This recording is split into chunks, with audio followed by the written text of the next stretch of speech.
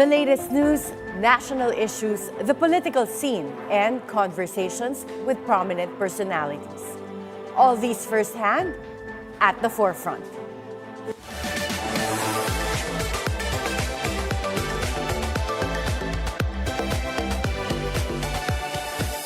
Good morning. I am Attorney Karen Jimeno. Albay First District Representative Edcel Lagman has passed away yesterday at 5:01 p.m.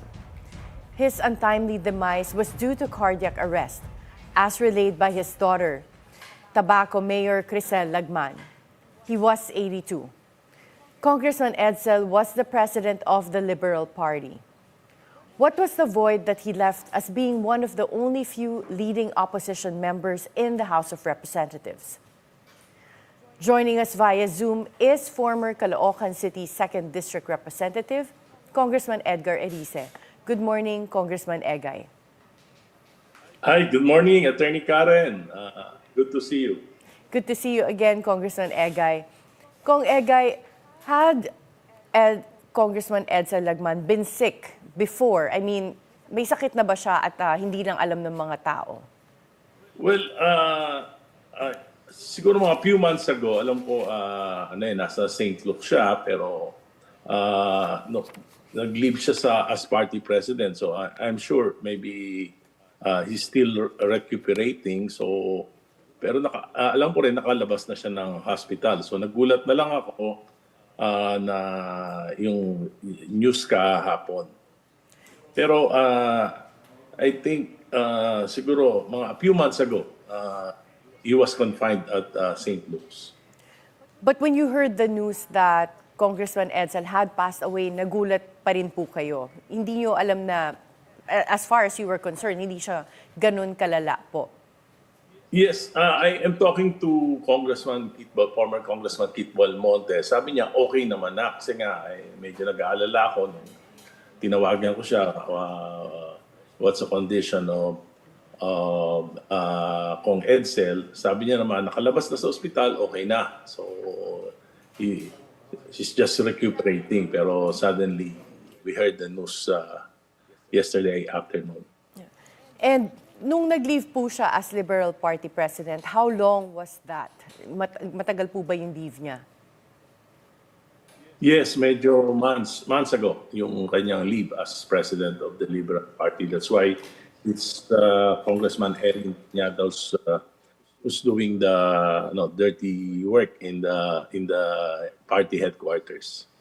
And since we're approaching the elections, a few months left na lang po before the May 2025 elections, does the void that Congressman Edcel left behind, does that pose a problem in the preparations for the elections for the Liberal Party? Yes, I think it's Kong Erin and Kong Kit who's really busy working with the party matters. Well, I think Kong Edcel is no longer running for any post. So I think his daughter, Mayor Cristo, will be running in his replacement in his district in Albay. And can you give us details of the wake? Kailan po ba ang start ng wake at saan po ba ito? Well, ang announcement sa amin is by tonight, he will be at the Mount Carmel Church until tomorrow. Then, dadalhin siya sa Albay for 2 or 3 days. Then back to Manila, 1 day siya sa Congress. Then back to Mount Carmel. Then I think ang interment niya is February 9. Okay. So up to next week po. And can we talk about your experience with Congressman Edcel? Malapit po ba kayo and what was your fondest memory of Congressman Edcel? Yes, of course. Kasi nakasama ko siya ng matagal na panahon in 2001. Then in 2013, 2019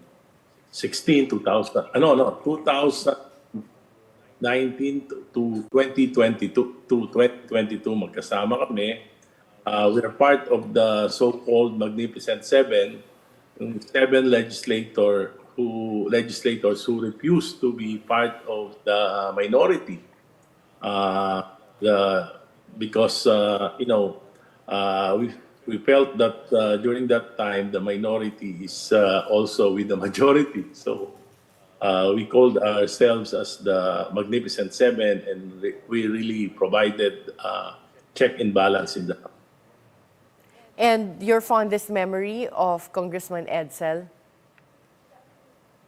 Well, si Kong Edsel is very serious about his job as a legislator. Pag magkakasama kami, we enjoy dinners, meetings, but talagang very serious kami with our work. And sa inyong palagay po, ano ang pinakamahalagang legacy na naiwanan ni Congressman Edcel for the Liberal Party? Well, there's a lot. Kasi Manong Edcel, yung talagang kung talagang pag-uusapan natin yung being an opposition is really talaga siya yung hardcore opposition in Congress, and he really provides check and balance nung mga huling taon. Actually siya na lang yung maririnig mo in the House opposing yung mga controversial issues sa ating bansa.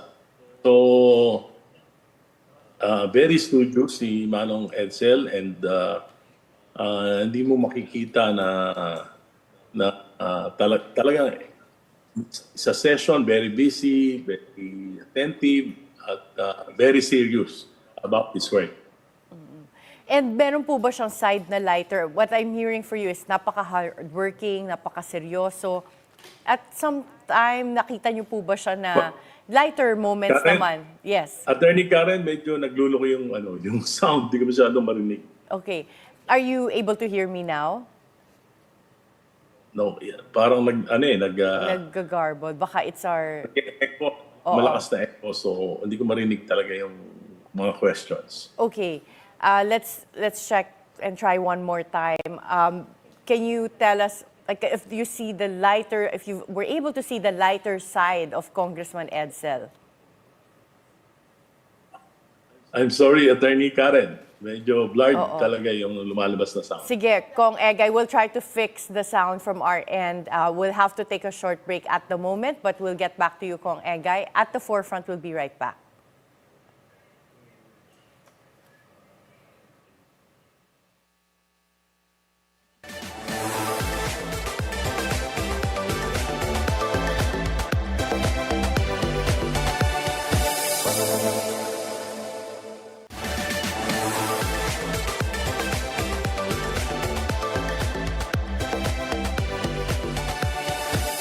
Welcome back at the forefront. And now we still have with us Congressman Edgar Erice. Kong Egay, can you hear me? Yes. Yes. Yes, of course. Earlier, we were talking about Congressman Edcel Lagman, and you were sharing with us how serious he was, how hardworking. We're curious, nakita niyo rin po ba yung lighter side of Congressman Edcel?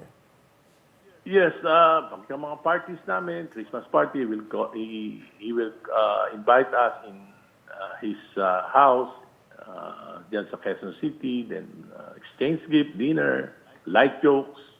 But mostly talaga, we're talking about the affairs of the country, of the government. So talagang very, very serious siya sa maraming issues sa ating bansa. And you mentioned earlier, he was really one of those true opposition. He refuses to be part of the minority na kung hindi naman ito totoong minority. Are you seeing anyone that followed his footsteps now that he's no longer going to be in Congress? Sino po ang nakikita nyo na pwedeng mag-fill ng void na, that he left behind? Well, sa ngayon, wala akong nakikita. Especially na medyo nakita naman natin ng Congress na very timid ngayon. Parang there's no opposition. There's no real opposition. At parang walang place ang Congress ngayon for real opposition. What about his daughter? Mayor Crisel is currently a mayor, but Congressman Edsel Yes, was also on his last term as Congress. Meron po bang plans for Mayor Crisel to run in Congress? I think she's running for in place of his father. And Mayor Crisel is a very competent executive. And I was with her in 2001. First term ko as congressman, very studious din si Crisel, but she was so young then. Medyo matagal-tagal ko na rin na hindi nakasama si Mayor Crisel. But she's like his father. She's like his father. So do you see Mayor Crisel, if she becomes congresswoman, to be more like her father when, if she is able to be in Congress, like being a real opposition? I'm not very sure, but Mayor Crisel is a good legislator, but Congressman Edsel is one of its kind. Talaga namang yung every detail, especially sa GAA natin, sa budget, national budget, very siya diyan, very studious siya diyan. Talagang every items pinag-aaralan niya, and I think it was once an undersecretary in the DBM. Kaya kabisado niya yan. Tingin ko, kung nandyan siya, kung nung mga panahon na yung deliberation ng 2025 budget, palagay ko mas malinaw yung magiging discussion sa issues, lalo na dun sa blank. Hindi po pwede yan kung Edsel. Yes. Hindi makakalusot sa kanya. Were you able to talk to him nung nagkakaroon po ng deliberations for the 2025 budget or up until recently? Because the 2025 budget was indeed controversial, as you mentioned. Yung mga blanks. Yes, but, yes. Pero I think during the time na submit yung budget for 2025, medyo may sakit na si Kong Edsel. I think it was already confined at St. Luke's noong mga panahon na yon. At tingin ko hindi na siya nakapag-participate dito sa budget deliberations for the 2025 budget. Palagay niyo po ba kung malakas pa si Congressman Edsel at that time, babantayan niya talaga yon at hindi makakalusot na merong blanks? Yes, especially yung Committee on Appropriations Chairman, si Congressman Saldico. I think medyo magkatunggali sila sa Bicol. So you think he would have made a difference po sana? Yes, he would made a lot of difference sa 2025 budget kung active siya nung mga panahon na yun. And now with the Liberal Party, what would be the succession? Meron po bang magaganap na election to replace Congressman Edsel as the president of the Liberal Party? Of course, there will be a succession and hindi pa lang maliwanag ngayon. So, pag-uusapan ng partido. Alam mo, in 2001, if I remember right, kami, kung tawagin kami, Volkswagen Party. So, kasya lang daw sa Volkswagen yung membership. So, noong 2016, 2010 when Pinoy won, naging jumbo jet. Tapos nung panahon ni President Duterte, Toyota Hilux.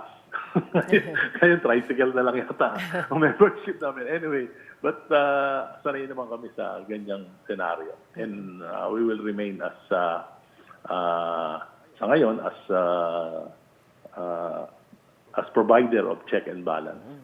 And Kong Egay, you have been a loyal Liberal Party member, and it sounds like Congressman Edcel was the same. Now, regardless of the change in the political tides, he was loyal Yes. in the Liberal Party. In 2016, when the PDP Laban was recruiting members for their party, we talagang nanindigan kami that we will remain with the Liberal Party, and marami sa amin yung talaga namang nahirapan. For example, for at least a year na tinanggalan kami ng aming pondo sa aming mga distrito. Meron po ba we remained as Liberal Party. Meron po ba kayong mga kasama ngayon sa Liberal Party that you see to be the same, like you and Congressman Edcel, that will remain true and loyal to Liberal Party regardless of the changes in the political tides? Yes, I think so. There are still loyal members of the Liberal Party, like, for example, Kong Umali. Marami pa naman. So, but of course, we will be a very minority party in the House. And I think in the Senate there's only one running for senator. He's Senator Kiko. Siya na lang talaga natitira. well, in the latest Senator Laila is running as party list po. party list, yung mamamayang liberal. So, yan yung and also Kong Erin Anyada running for party list. In the latest SWS survey that was just released, it came out yesterday, we saw at least a member of the Liberal Party, si Senator Kiko Pangilinan, in the top 50. Yes. Are you confident that at least there will be someone from the Liberal Party that will be able to get a seat in Senate this 2025? Yes, we should really work hard for Senator Kiko kasi yun yung pag-asa namin if he will be senator din. Kasi dati naman siyang presidente namin ng Liberal Party, then we can have a very competent president in the future. And Congressman Edcel was the principal author of several bills like the SOGI bill, and I think he was also pushing for the divorce bill. Yes, Ano pong tingin niyo mangyayari dun sa mga bills that he authored now that he has passed away? Do you think someone will continue to push for these bills? Yes, of course, but we'll have to see the results of the 2025 elections. Siguro kung mayroong mga advocates na ma-elect, then matutuloy yan. Sa Senate naman, nandiyan naman si Senator Risa pushing for these bills. And kagabi po, nagpahiwatig ng kanyang simpatya si House Speaker Martin Romualdez. Are you aware kung meron pa pong ibang mga political personalities na nagpahiwatig ng kanilang condolences at pakikiramay? Meron kaming group sa chat group. I think Senator Drilon, Secretary Butchabad, baka mamaya punta doon sa wake niya. And ano po ang mensahe niyo sa mga supporters ni Congressman Edcel Lagman at sa mga supporters din po ng Liberal Party? Of course, we should stood by our principle. We should remain as loyal to the advocacies of the Liberal Party. Alam naman, makasaysayan naman yung Partido Liberal at dumaan naman sa napakaraming pagsubok. Pero nananatili ang Liberal Party. So, wala namang magbabago doon. Maring dadami kami, maring kokonti kami, pero may maninindigan pa rin sa Partido Liberal. By the way, Karen, Attorney Karen, for a time na natira sa district ko sa Caloocan, yung family ni Kong Edcel, at yung kanyang father naging fiscal sa Caloocan, prosecutor sa Caloocan. So for some time tumira sila diyan sa Grace Park. Yung kanyang father matalik ko ring kaibigan. So you really go a long way back po. Maraming salamat, Congressman Edgar Erice. Thank you for sharing with us your experiences and insights with Congressman Edcel. We are sending to you our condolences and to the family po of Congressman Edcel. Thank you, Attorney Karen. Up next, we'll have former Senator Laila De Lima when At the Forefront returns after a short break.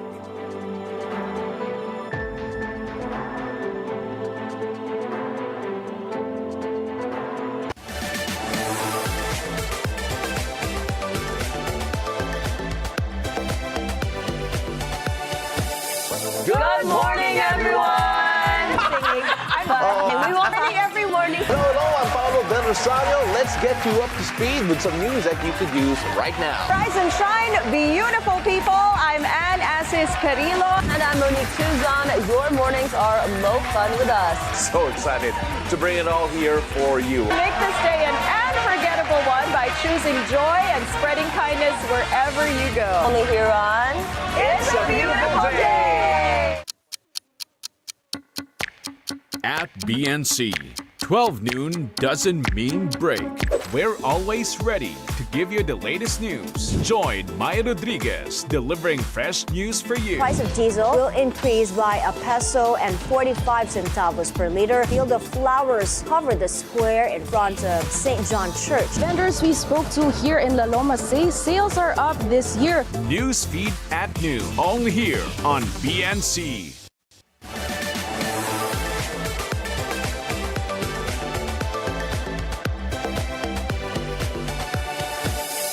Welcome back at the Forefront. The massive Iglesia ni Cristo Peace Rally last January 13, 2025 called on Congress not to impeach Vice President Sara Duterte. In response, the Clergy and Citizens for Good Governance, the alyansa ng mga magkakaisang mamamayan, and other civil society groups are having a prayer and indignation rally today at the EDSA People's Monument, the EDSA People's Shrine, and Liwasang Bonifacio. Will these rallies prompt Congress and the Marcos government to take action? We have with us on the line former Senator Laila De Lima. Good morning, Senator Laila. Good morning, Attorney Karen. Good morning. Senator Yes, Laila, thank you. before we discuss the rally today, we just want to ask you as well, since you're also a member of the Liberal Party, in commemoration of the passing of Congressman Edcel Lagman, can you share with us what was your fondest memory of Congressman Edcel? What I can say, Karen, is that really, as the party president, he was our anchor. He was our model for everyone in the party, especially the officers. And then when we hold meetings, regular meetings, he would be full of ideas, and also he would give us really guidance on the party direction. And si Manong Edcel, because we called him Manong Edcel. He's from Bicol, from Albay. Really, he's got such a depth and wisdom, and then it's a quiet determination to really steer the party to a higher level. Talaga namang he's full of ideas, and then he's full of determination on the kind of legislative agenda also that he would be espousing, and he espoused in his terms, several terms, as Congressman of the First District of Albay. Napakabait niya, that's why we call him Manong Edcel, and we really looked up to him. Yung kung hindi na namin alam kung ano yung mga susunod na mga hakbang ng partido, we always consulted him, and he would always have ready answers. and he was such a he's our father figure in the Liberal Party, not just as the president, but indeed as a father figure on a personal level. Talaga namang mabait siya at tumutulong talaga sa amin. And that's why it's such a great loss to us in the party, great loss to the individual members, and especially to the officers of the LP, and of course, to our country. Senator Laila, it sounds like Manong Edcel was really the anchor of the Liberal Party, as you said. Who do you see as able to replace him as president, as a competent and able to replace Manong Edcel as the president of the Liberal Party? Actually, the one who's the acting president is Attorney Erin Tanyada, former Congressman Erin Tanyada. But of course, we will meet. I'm anticipating that the party will meet to discuss that.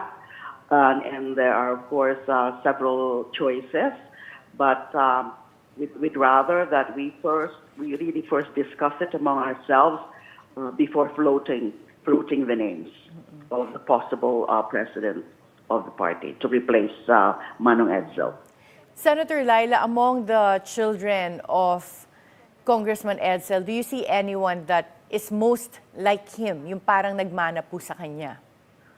Well, the Vice Governor, Governor Rex Lagman, well, he's into politics now. He's also into public service. So we could see, and then see Cristo. Cristo is a sister, and she is also already a known public servant there in Albay, and in fact she is running for the seat of Congressman Edcel Lagman, because Congressman Edcel is supposed to be his term supposedly as Congressman of the First District of Albay is expiring this term. So the one running to replace him is Mayora Cristo Lagman. Yeah. Yes. Senator Laila, were you surprised when you heard that Manong Edcel passed away? Or meron na po ba siyang sakit that you kind of at least expected this to happen? Definitely we were surprised, but what we know is that he was recovering from an illness, but we didn't expect that it would really be something that would culminate in his death. It was still surprising to us in the LP. Mm-hmm. And paano niyo po nalaman yung balita? Where were you at the time when you heard the news? Yesterday, late afternoon, I just arrived at home when Mayora Cristo Lagman called me, and he said, "Papa passed away already. We are about to issue a statement. Please share it with the party." So that's immediately. It was a little past 6 o'clock. So immediately I informed our party mates. And tamang-tama, Karen, we were having a Zoom meeting among the, actually it's the ML Zoom meeting, the Mamamayang Liberal, which is the sectoral arm of the Liberal Party. So via Zoom, I informed the other officers about the very sad news I got from Mayora Cristo. And now we go to the rally that will be happening today. Are you going to the rally later, Senator Laila? Well, unfortunately, I have a prior commitment, out-of-town commitment. So what I did is that I sent my video messages actually for both rallies. In the morning, there is this 9 o'clock, and then in the afternoon at 2 p.m. So I sent video messages to them. That's my participation in the rallies. Will members of the Liberal Party also attend the rally later? Yes, especially in the morning. There will be, what I know is that there would be certain, I don't know exactly, because most of us are really having out of town sorties or engagements nowadays. So I'm not sure who confirmed attendance in the rallies from the LP. So the LP members are busy for the campaign already. Well, going around, of course, we have local officials, and of course, we have our senatorial candidate, Senator Kiko Pangilinan. So the past few weeks, we have started already going around the country, sorties. We are, visiting our base, the Liberal chapters in certain areas, and then beefing them up for the start of the official campaign period, which is in February 11. And yesterday, meron na pong naging rally sa Dagupan at Baguio. Is this a continuation of those rallies? Are those rallies related to the Peace and Indignation rally at EDSA at Liwasang Bonifacio today? What I know is that indeed there would also be places that would do their own rallies. Because, the objective of these rallies basically and primarily is to push for the impeachment of VP Sara, to call on Congress to act with dispatch and decisiveness on those pending complaints for impeachment filed with them. And then there are also rallies that would be also taking issue on the 2025 GAA because of all the flaws that many saw, including economic experts, on the GAA, on the General Appropriation Act assigned by the President. That is also about anti-corruption. It's also for good governance. Are there any people that were part of organizing this rally that also filed a case in the proper forum to question the validity of the 2025 General Appropriations Act or the 2025 budget? I'm not sure. I'm not sure really. I have yet to check who are those personalities, and perhaps be there because that is an issue also to be raised and being raised, especially in the afternoon rally. Would you know, Senator Laila, who the speakers are or some personalities that will attend today that will speak during the rally? Well, in the morning rally, there will be the Akbayan representative, Percy Sendania, and then I'm not sure if maybe it's Father Flavi Villanueva will also speak there. And then in the afternoon, although I have yet also to confirm that, because I'm not really part of the organizers of the afternoon rally, and there would be former Associate Justice Tony Carpio and then Professor Cielo Magno, because they're the ones also in the past weeks been raising issues against the 2025 GAA. But there would be several personalities who will be speaking in both rallies. And would you say that this rally is a direct response to the INC rally that was held a few months ago, or was this planned ahead and separately? Well, I'm as to when this was planned. Of course, you saw the rally. It should be INC rally, to be a peace rally, but for clear, it was obvious to support VP Sara and therefore the impeachment of VP Sara. So the various groups of the pro-impeachment groups, decided to also hold their own mass actions to further voice out their concerns about the congressional inaction on the impeachment complaints filed against VP Sara. So yes, maybe this can be viewed and perceived as a reaction to the INC rally. But whether or not there was this INC rally, since Congress is yet to act on those impeachment complaints, a total of 3 impeachment complaints so far, definitely we were, it's at the top of the mind of the organizers or of the impeachment complainants to really hold this kind of mass action. Yes, and I'll just correct myself. The INC rally was also held this month in January. And they showed a lot of people that attended. They really showed a massive numbers in the rally. Do you think this can be matched in the prayer rally today? Well, the organizers of both rallies, the morning and the afternoon rallies, they're not really after massive numbers. What is important is that there will be substantial number, and the message that both rallies should be imparting would be quite clear and palpable. Because you see, these rallies, morning and afternoon rallies, these are all voluntary action, and then these are composed of diverse groups. There will be clergy people there. And there would, of course, be civil society groups, and then certain parties, let's say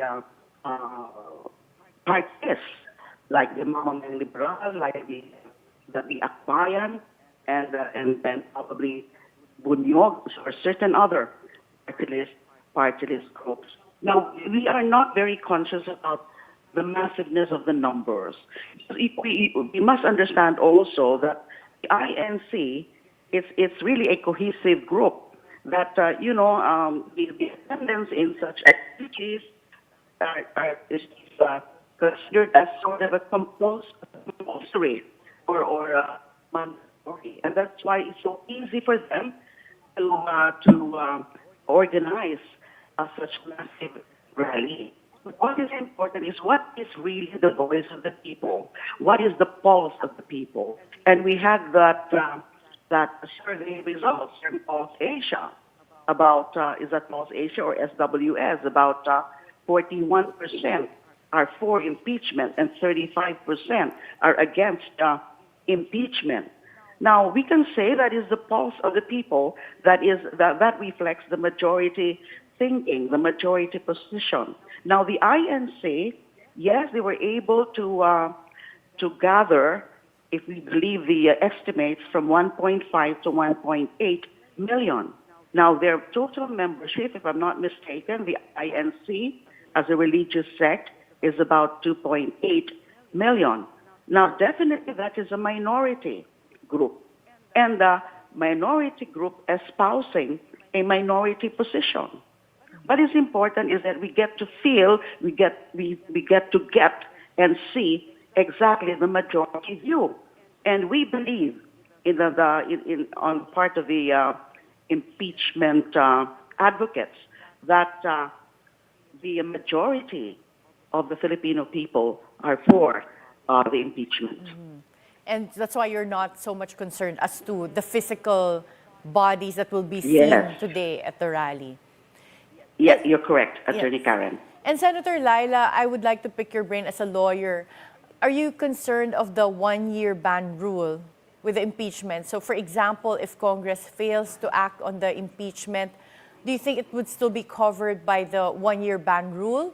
Or do you think there would be an exception if it does not proceed to being referred to the Committee on Justice in Congress? And I'm speaking about the prior rulings of the Supreme Court on this matter. Okay, that is really an important legal question.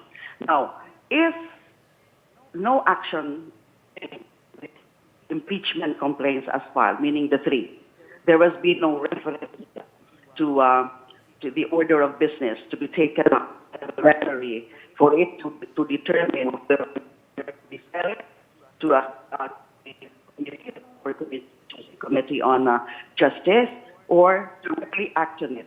If there has been no reference until the elections and until the end of the 19th Congress, then there's no worry about the one-year ban. But if the process commences in terms of referring those complaints now to the and put in the order of business of the House of Representatives, and no action is made, then there would be the 1-year ban, the prohibitive provision that would apply. And there is also, so any time after election, it can be filed again, or it cannot be filed anymore if it has been referred, but nothing happened, then we have to another year. Another scenario, Karen, yes, they will act on it. They will act on impeachment complaints, but would not forwarding of the complaint, of the resolution, the impeachment resolution and the articles of impeachment to the Senate does not happen before the end of 19th Congress, and instead they would intend to refer it to Senate after the elections, and therefore with the new 28th Congress, that is a very important legal issue because that is a novel issue. I'm not sure how the Supreme Court would rule on it. Pwede pa ba yun? Na if nasimulan yung impeachment process before the elections or during the 19th Congress, pwede pa ba yun ipatuloy sa next Congress, 20th Congress? Yeah. When technically these are different Congresses already. Yes, But exactly. there is another, the argument in favor of that, the argument saying na pwede pa the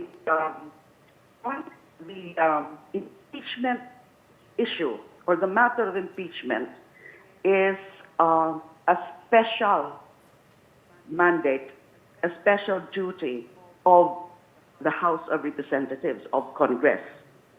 So it is not covered because the Congress, its core mandate is lawmaking. And so after a Congress, a new Congress would have to refile all your bills and resolutions during the last Congress that were not touched during the last Congress. But this one is impeachment, so it's a special mandate. Yeah. So baka daw pwede pa. Oo. Well, Senator Lagman, your connection is becoming very spotty, but this is such an interesting issue. I hope that we can have you here in the studio to really thresh out like all the nuances of the impeachment and whether the 1-year ban rule will apply. But thank you so much, Senator Laila, for your time. Thank you also, Karen. Good day. Thank you.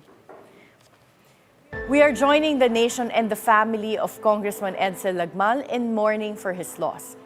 Congressman Edcel left behind big shoes to fill, not only for the Liberal Party, but also in Philippine politics, as he was a legitimate opposition who never wavered on his principles. Meanwhile, the prayer and indignation rally spearheaded by the church and civil society groups seeks to call out the executive and Congress on the blatant corruption happening in the government and the seeming disregard for due process.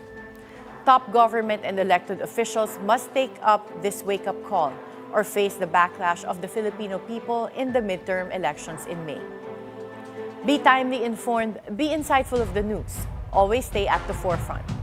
Starting Monday, February 3, At the Forefront will be airing from 9 a.m. to 10 a.m.